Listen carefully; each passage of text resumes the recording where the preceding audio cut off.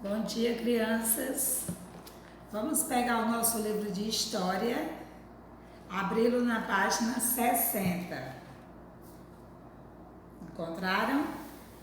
A riqueza vem do Oriente. E aí nós vamos aqui conversar um pouco sobre as especiarias, né? Que as grandes navegações encontraram. E ali gerou muito lucro e ali teve muita gente interessada, né? Então vamos ver como se deu todo esse processo. A história das grandes navegações acaba nos levando à história do Brasil. No século XV, os europeus procuravam novos caminhos para comprar produtos orientais, que se chamavam de especiaria. Esses produtos eram canela, cravo,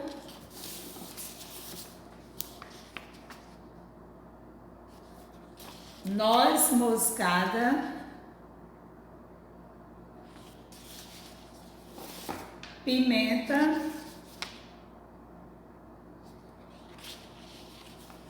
gengibre,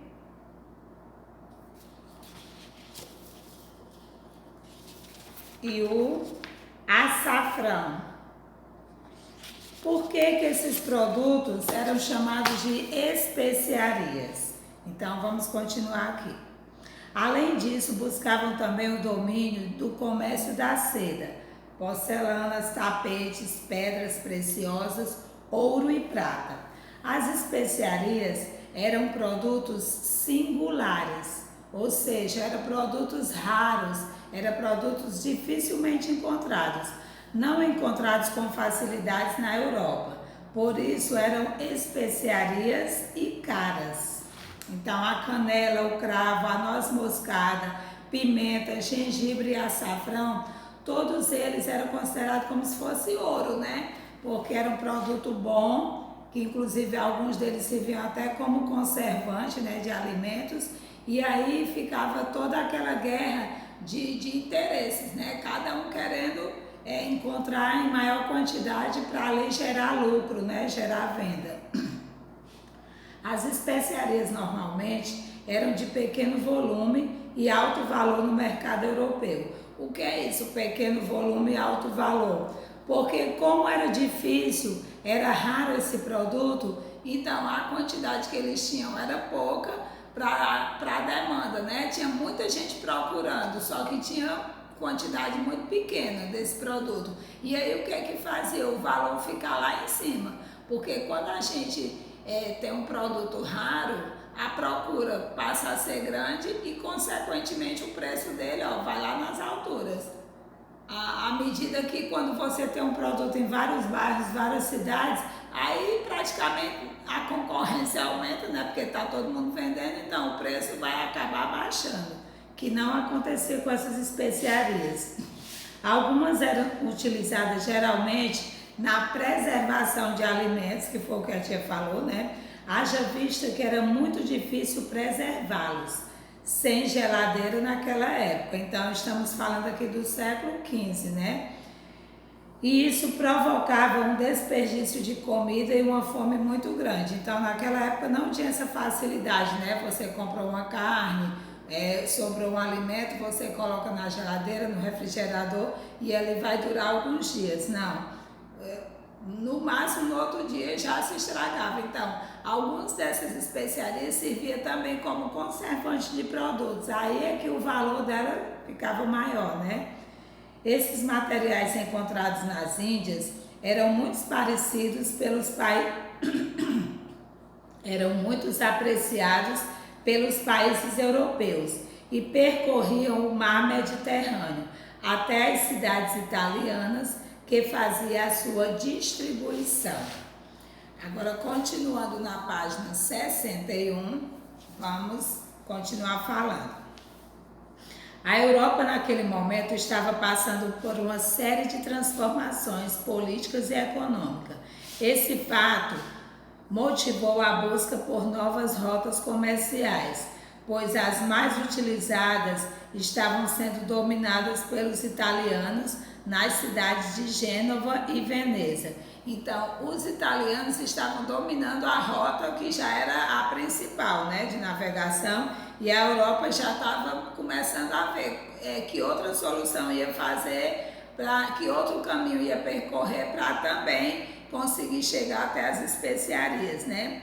Quando chegou o ano de 1453, os turcos otomanos tomaram a cidade de Constantinopla e impediram o comércio de especiaria e a entrada de navios no mar Mediterrâneo. Então aqui já foi outro problema que a Europa encontrou por conta dos turcos já ter proibido, né, aquele tipo de comércio. Agora ficaria mais alto ainda o valor das especiarias devido à escassez. Então aqui é onde se deu aquele tão famoso a lei da oferta e da procura, né, que nós conhecemos. Então a lei da oferta se dava de acordo com a procura. Quanto maior fosse a procura por aquele produto, mais o preço ia subir, né? Então aí chama-se lei da oferta e da procura.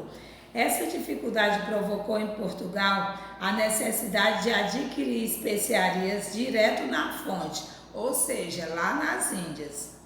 A lei da oferta e da procura é um conceito que diz que o preço de um produto é regulado pela relação entre a oferta desse produto e a procura por ele. Em outras palavras, se tivermos uma pequena quantidade de um produto disponível e sua procura for muito alta, o preço dele tenderá o quê? A aumentar ou baixar? A aumentar, né? E vice-versa, né? Se a procura for pouca, o preço vai baixar, né? Pedro Álvares Cabral, Vasco da Gama e Cristóvão Colombo foram navegadores contratados pela coroa portuguesa e espanhola para descobrir novas rotas para se chegar ao Oriente, porque era necessário manter o comércio com as Índias, onde eles eram comprados as especiarias tão apreciadas na Europa. Vamos continuar na página 62. Vamos ver aqui alguns desenhos de tipos de instrumentos utilizados para aquelas grandes navegações, né?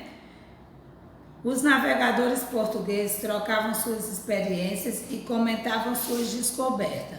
Os conceitos adquiridos eram discutidos em um centro de estudos náuticos, conhecido como Escola de Sagres.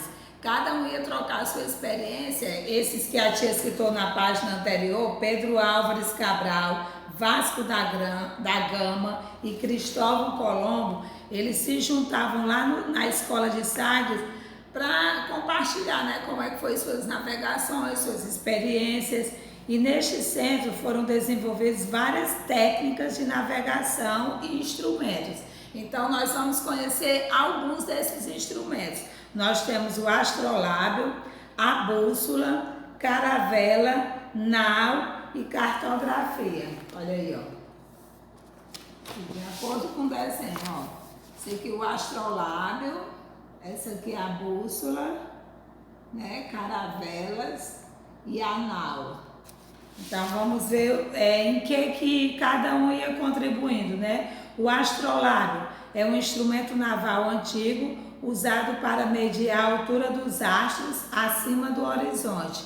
Então ia ser um tipo de o quê?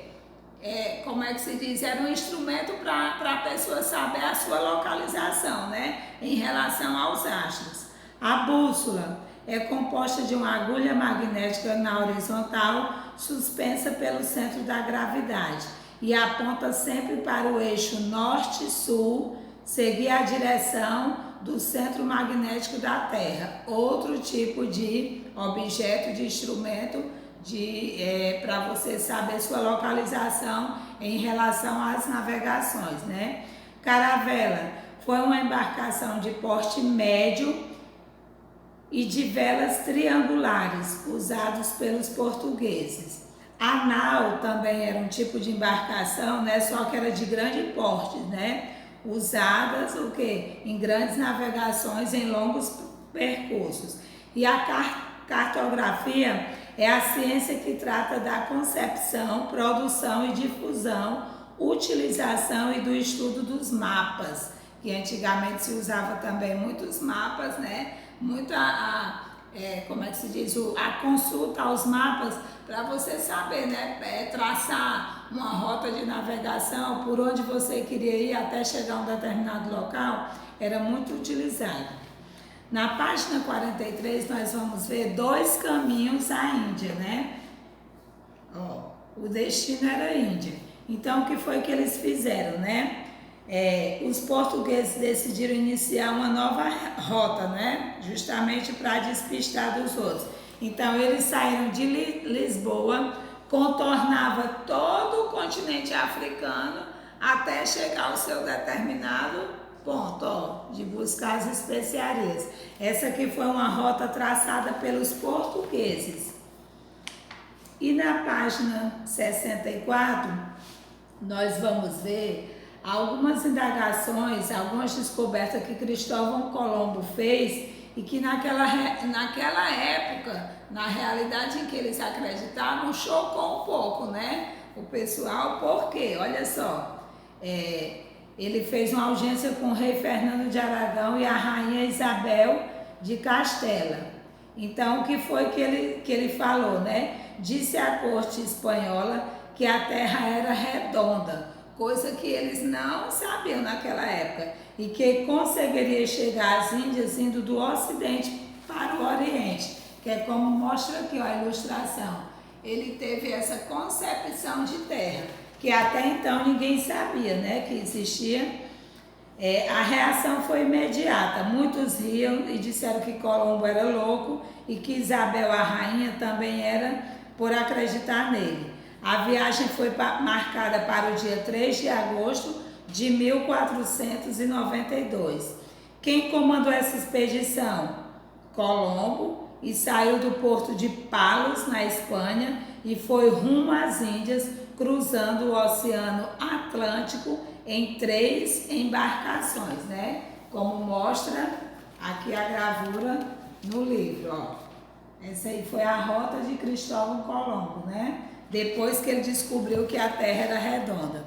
E aí você vai responder, lido essas páginas de 60 a 64 com bastante calma, você vai responder a página 65 e 66, ok? Façam tudo com muita atenção e com muito capricho. Tenham um bom dia e bons estudos.